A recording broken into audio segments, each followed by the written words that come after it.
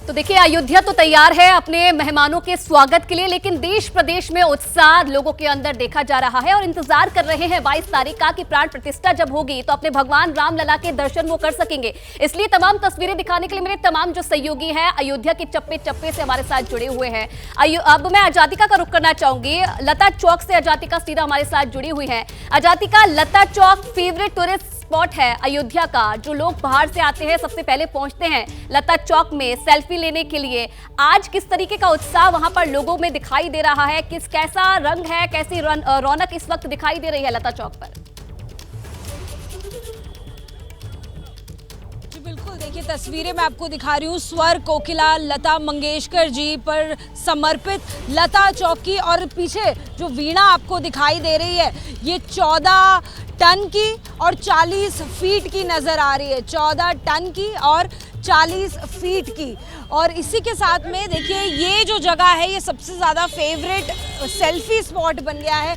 सबसे ज़्यादा लोग अगर अब अयोध्या में आ रहे हैं तो इस जगह पर राम की पैड़ी यानी कि नया घाट यहाँ से कुछ मीटर की दूरी पर है। मेरे दाईं तरफ रामपथ है यानी भगवान राम का मंदिर भी यहाँ से कुछ ही मीटर की दूरी पर मौजूद है। और मेरी दाईं तरफ अब यहाँ पर आप देखिए जो ये बड़ी बड़ी लाइट्स दिखाई दे रही हैं, ये धर्म पथ है जिसका पूरी तरह से कायाकल्प हो चुका है, विकास देखने को मिल रहा है। लेकिन ऐसे में उन लोगों से भी बात करना बहुत ज़रूरी है जो इस पूरे शहर को चमकाने का काम कर रहे हैं, खूबसूरत करने का काम कर रहे हैं और इस विकास में बहुत अहम भूमिका निभा रहे हैं। उन लोगों से मैं आपको मिलवाने के लिए ले जा रही हूँ। लाइन से बैठे हुए आपको ये तमाम सफाई कर्मचारी दिखाई देंगे जो आधी रात से लेकर शाम तक काम करते हैं। ना वक्त का होश है, ना खाने पीने का होश है, लेकिन काम आप पूरा कर रहे हैं, चमकाने का काम आप कर रहे हैं अयोध्या को। सबसे पहले बताइए आपका नाम क्या हुआ? मेरा नाम जुगल किशोर बैरागी। बैरागी जी, कितने घंटे काम कर रहे हैं? और अब हम देख रहे हैं कि बहुत सुंदर कर दिया है साफ सफाई करके आपने। जी, हम 8 घंटा काम कर रहे हैं मैडम। सुबह 7 बजे ठंडी में निकल जाते हैं और शाम को 5 बजे हमको। ये कितने सारे आपके साथ में कर्मचारी हैं? बहुत लोग हैं हमारे साथ। आप 100 लोग हैं। कैसा लग रहा है कि प्रभु राम की नगरी में अब आपको रोजगार मिल रहा है? पहले रोजगार कैसा था? स्वच्छ नगरी है, स्वच्छता की योगदान हम लोग की बहुत अच्छा लग रहा है। और यहाँ की नगर पालिका और जो भी कर्मचारी हैं सफाई पे इतने सजग है कि हमारे साथ रह के हम तगाड़ी से, पावड़े से, हाथ से पन्नी बीनते हैं, छोटी छोटी पन्नियाँ भी बीनते हैं। तो देखिए अब जब कई जगहों पर यानी कि लता चौक पर जो काम है वो लगभग पूरा हो चुका है, तो किस तरह से अब पॉलिशिंग का काम चल रहा है वो भी आप तस्वीरें देखिए।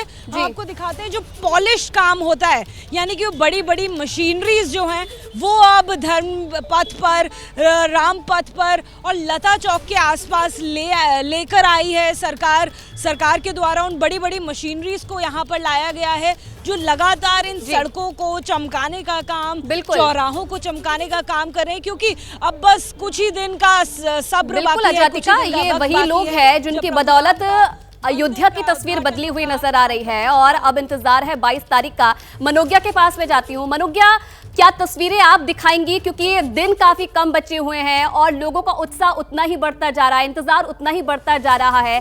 क्या तैयारी है? क्योंकि लोगों का उत्साह तो हमने जान लिया, लेकिन अयोध्या कितनी तैयार है अपने मेहमानों के स्वागत के लिए?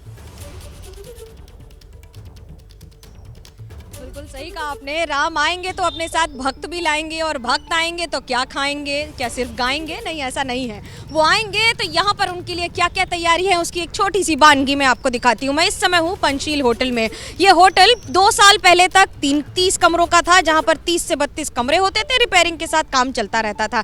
लेकिन आज इसने भी एक भव्य आकार ले लिया है। पहले यहाँ पर पार्किंग की स्पेस आपको 30 से 50 गाड़ियों की मिल जाती थी, लेकिन अब इस होटल में 100 से ज़्यादा कमरे होंगे। और कमरों के लिए किस तरह से काम चल रहा है ये जगमगाहट बता रही है। ये जगमगाहट के साथ लगी हुई ये बांस बल्लियां बता रही हैं कि ये तैयारियों किसको युद्ध स्तर पर किया जा रहा है। गाड़ियां आएंगी, गाड़ियों के खड़े होने के लिए जगह चाहिए यहाँ पर, तो उसके लिए करीब 100 से ज़्यादा गाड़ियों की पार्किंग स्पेस है।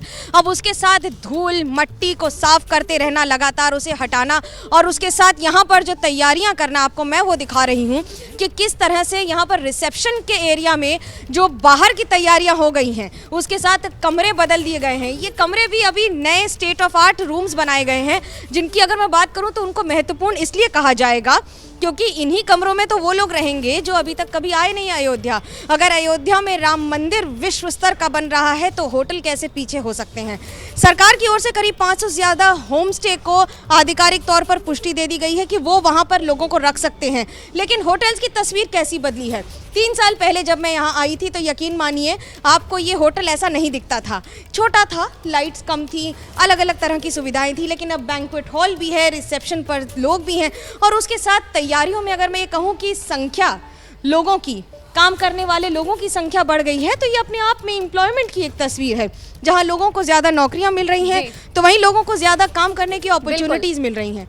जी, आप यकीन मानिए अगर 1 लाख लोग हर रोज आएंगे तो उनके लिए ये तैयारियां, ये सुविधाएं बहुत जरूरी होंगी। बिल्कुल मनोज्ञा, और यही बदलती हुई अयोध्या की तस्वीर है कि विकास भी हो रहा है, साथ साथ लोगों को वहां पर रोजगार भी मिल रहा है। बहुत धन्यवाद आप तीनों का तमाम तस्वीरें दिखाने के लिए। और चलिए अब देखिए पहली कार सेवा की कहानी उमा भारती की जुबानी। मेरी सहयोगी मनोज्ञा लोईवाल के साथ उमा भारती का super exclusive interview. Madhya Pradesh की पूर्व मुख्यमंत्री और राम जन्मभूमि आंदोलन में अपनी अमिट छाप छोड़ने वाली उमा भारती जी हमारे साथ हैं। राजनीतिक तौर पर तो कोई परिचय की जरूरत नहीं है, लेकिन इस समय क्योंकि राम जन्मभूमि में एक बार फिर तैयारियां पूरी हैं प्राण प्रतिष्ठा के लिए।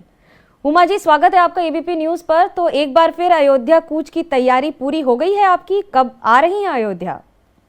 अब तो अयोध्या की तरफ जाने के लिए कूच शब्द का प्रयोग हो ही नहीं सकता। कूच शब्द का प्रयोग तब हुआ था जब मुलायम सिंह जी मुख्यमंत्री थे और उन्होंने कहा था कि अयोध्या जो आएगा उसको गोलियों से भून दिया जाएगा, वहाँ तो परिंदा भी पर नहीं मार पाएगा। तो अयोध्या जाना एक वीरता की बात थी। अब तो 6 दिसंबर को उन अज्ञात, जिनके नाम नहीं मालूम, उन कार सेवकों ने अपना शौर्य दिखाया, वो ढांचा गिरा दिया। उसके कारण पुरातत्व विभाग को खुदाई का अवसर मिल गया, प्रमाण मिल गए और जो कोर्ट के सामने, माननीय कोर्ट के सामने जो प्रमाण गए उसके आधार पर शिलान्यास हुआ। प्रधानमंत्री जी ने एक ऐसा माहौल बनाया उस शिलान्यास के दिन कि पूरे देश के हिंदू और मुसलमानों ने एकजुटता के साथ उस शिलान्यास को ससम्मान देखा। उसके बाद अयोध्या की एक विकास की यात्रा हुई। तो अब तो आनंद का एक उत्सव है वहाँ पर।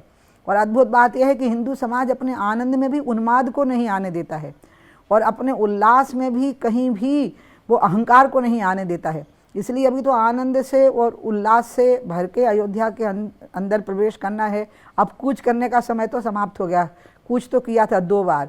एक बार किया था बांदा की जेल से भाग करके, जब मैंने सिर मुंडन करवा के लड़का बन के गई थी, और दोबारा भी संयोग से मेरा सिर मुड़ा हुआ था क्योंकि मैं संन्यास की दीक्षा लेकर के पहुंची थी 6 दिसंबर को। तो वो कूच का समय था।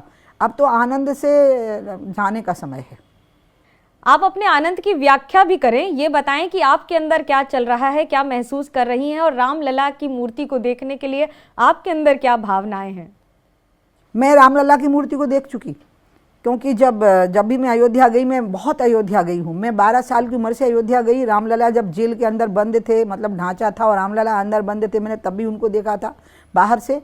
उसके बाद जब वो टपरे में बैठे रहे तब भी मैंने उसको देखा, और फिर शिलान्यास के बाद में भी मैं रामलला से कई बार मिलने के लिए गई, उनका दर्शन करने के लिए गई। मैंने रामलला को बार बार देखा है। अब रामलला की जो प्राण प्रतिष्ठा है वो रामलला की प्राण प्रतिष्ठा नहीं है। राम तो सबके प्राण हैं, वो असल में इस राष्ट्र के आत्मसम्मान की प्राण प्रतिष्ठा है। क्योंकि जो बाबरी ढांचा गिरा था वो हमारे मन में ये नहीं था कि हम किसी धार्मिक स्थान को गिरते हुए देख रहे हैं, हमारे मन में था कि हम इस राष्ट्र के अपमान को गिरता हुआ देख रहे हैं। क्योंकि ढांचा बनाने के लिए तो बाबर के सेनापति मीर बकी को बहुत सारा मैदान वहाँ पड़ा था, वहाँ बना सकता था नमाज पढ़ने के लिए। अगर वहीं बनाया गया मंदिर को तोड़ के तो वो इबादत गाह नहीं थी, वो हिंदुओं के अपमान का एक स्थान था। वो हमारी छाती में गड़ा हुआ एक शूल था और उस शूल को उखाड़ के फेंकना जरूरी था। इसलिए रामलला को तो बहुत बार देखा है। और प्राण प्रतिष्ठा महोत्सव तो राष्ट्रीय आत्मसम्मान की प्राण प्रतिष्ठा है जो नरेंद्र मोदी जैसे महायोगी के द्वारा हो रही है। मैं उनको प्रधानमंत्री तो मानती ही हूँ, साथ में उनको एक महायोगी भी मानती हूँ। आप उन विशिष्ट अतिथियों में होंगी जो उसमें शिरकत करेंगी। आपके लिए ये कितना बड़ा मौका है? क्या कभी लगता था कि ये सपना भी पूरा होगा? क्योंकि जो मेहनत गई है और जिस आंदोलन में आपने जिस तरह से लगातार, आपके जैसे कई लोगों ने मेहनत की है, उनके लिए पूरी तरह से स्वप्न आज साकार हो गया है क्या? अब मुझे तो राम जन्मभूमि न्यास की तरफ से सूचना और निमंत्रण दोनों आ चुके और ये कहा गया कि आपको तो 18 तारीख से पहुंचना है। तो मैं तो 18 तारीख से ही वहाँ पहुँच जाऊँगी और 22 तारीख तक मैं वहाँ पर रहूँगी। अब ये बात रही उस महोत्सव में भाग लेने की, तो हमारे लिए तो उस महोत्सव में भाग लेना इसलिए महत्वपूर्ण हो जाता है क्योंकि देखिए भारत के ऊपर जो आरोप लगते रहे उसमें से लगते रहे कि इनमें जातिवाद है, जाति के आधार पर विभाजन है भारत के लोगों में, धर्म के आधार पर विभाजन है। लेकिन अयोध्या ने पूरे टाइम ये प्रमाणित किया, जब से प्रधानमंत्री जी ने शिलान्यास किया और जब से माननीय सुप्रीम कोर्ट का फैसला आया 2010 का आया कि बीच का स्थान रामलला का है, उसके बाद फिर आया जब 19 को कि ये फैसला आया 2019 में कि वहाँ पर एक भव्य मंदिर का निर्माण होने की संभावना बन गई है।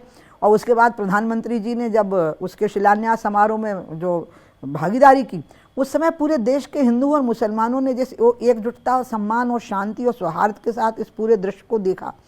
उसके बाद तो स्थितियाँ ऐसी बन गई हैं कि अपने आप में पूरे विश्व के अंदर भारत का मान बढ़ा है और भारत की प्रतिष्ठा बढ़ी है और भारत के विकास के और ज़्यादा अवसर और दरवाजे खुले हैं।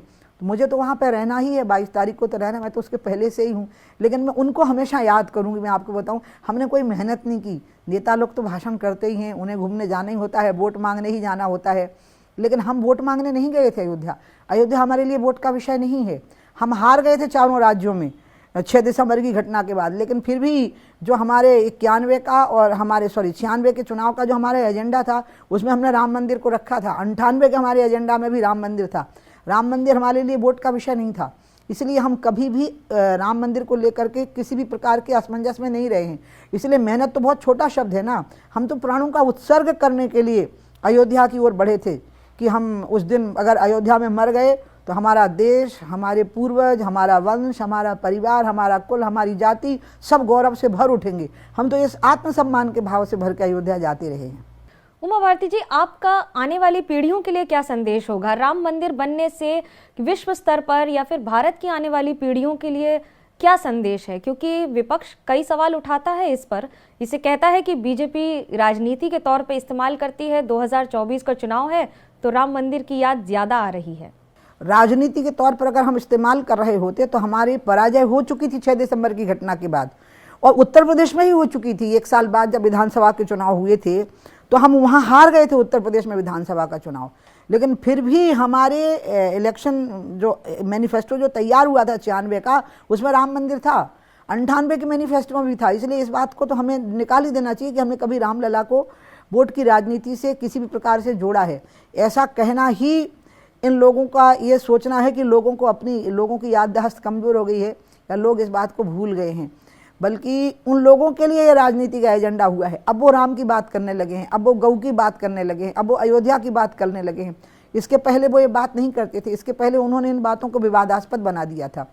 इसलिए हमारे लिए कहीं भी किसी भी प्रकार से राजनीति का विषय नहीं है और वोट का विषय नहीं, और हमें इसकी कोई सफाई नहीं देनी, इसका कोई जवाब नहीं देना। हमें इस पर गर्व है और हमें पता है कि पूरी दुनिया इस गर्व के अवसर को देख रही है। और जो आपने ये बात कही कि इसका लाभ क्या होगा, आत्मसम्मान जिस राष्ट्र का गिर चुका हो वो राष्ट्र प्रगति करता ही नहीं है। जिसकी रीढ़ की हड्डी टूट गई हो वो खड़ा नहीं हो सकता। इस देश की रीढ़ की हड्डी और आत्मसम्मान और आत्म प्रतिष्ठा और गौरव का भाव बढ़ा है, और गौरव के भाव से बढ़ा हुआ व्यक्ति ही डेवलपमेंट की प्रोसेस में आगे बढ़ सकता है।